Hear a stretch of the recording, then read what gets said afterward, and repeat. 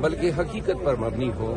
ایران کے صدر آئے اور چلے گئے، لیکن ہمارے مسلط شدہ وزیر اعظم صاحب اور ایرانی صدر دونوں سے ہماری توقع تھی قوم کی کہ یہ دونوں بیٹھ کے قوم کو آگاہ کرتے کہ 780 کلومیٹر پہ مشتمل جو Iran Pakistan gas pipeline کا جو پروجیکٹ تھا، جو 2009 میں ایگریمنٹ ہوا تھا، جس کے لیے $150 ملین رشید نے دینے کا وعدہ کیا، اور جس کے 80 کلومیٹر ہم نے 2 سالوں میں یعنی 2011 تک بنانے تھے، اس پہ کوئی بات ہی نہیں ہوئی. ایران ہم کو سب سے سستی گیس دے سکتا ہے. ہمارے جو گیس کی ریزرو ہیں وہ 12 سال پاکستان کا کام چلا سکتے ہیں. جس اندازے سے یہ آبادی بڑھ رہی ہیں اور ٹرانسپورٹ اور انڈسٹری پہ گیس پہ جو دباؤ بڑھ رہا ہے، تو 12 سال کے بجائے یہ 8 سالوں میں 8 سال کے بعد پاکستان میں گیس ہوگی ہی نہیں.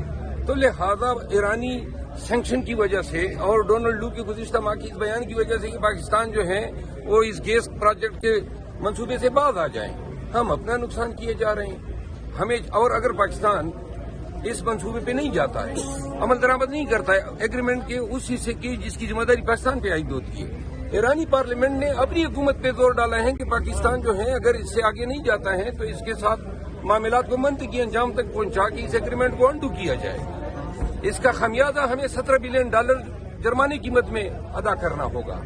تو لہذا یہ اسٹاک ایکسچینج کتنا جو ہے پلا بڑا ہے، اس سے بہتر نہیں تھا کہ ہم ویور لیتے، امریکن گورنمنٹ سے 1 ٹائم ویور مانگ لیتے کہ جی ہمیں ان سیکشن سے ویور دے، ہماری ضرورت ہے. ہم معاشی بوجھ تلے دبے جا رہے ہیں.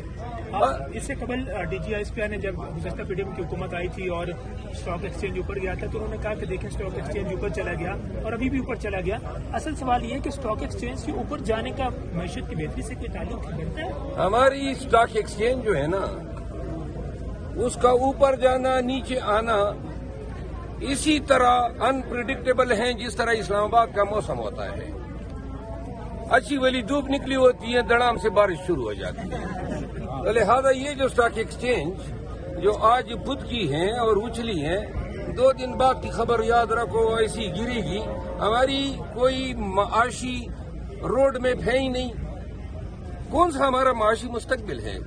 $8 بلین کی آپ نے IMF سے لون لے کے جو $8 بلین سالانہ ریمیٹنسز کی مد میں آپ نقصان کر رہے ہیں. $6 بلین آپ کی ٹیکسٹائل انڈسٹری کے آپ کے ایکسپورٹ گر گئے. $14 بلین تو آپ کا یہ نقصان ہے. تو یہ کہاں سے پورا ہونا ہے؟ کسی کے پاس کوئی آئیڈیا ہے؟ کون سا آپ کا معاشی روڈ میپ؟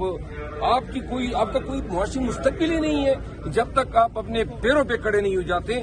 پاکستان کے تمام بینکوں کی اور ہماری FDR کی اور تمام وسائل کی حیثیت اتنی ہے کہ ہم صرف لیے گئے قرضے کا سود جو ہے ادا کرنے کے قابل ہیں. آج کی جو سب سے بڑی خبر ہے وہ یہ ہے کہ شہباز شریف نے یہ کہا ہے کہ پاکستان کی ترقی کے لیے کچھ ناپسندیدہ فیصلے لینے ہوں گے.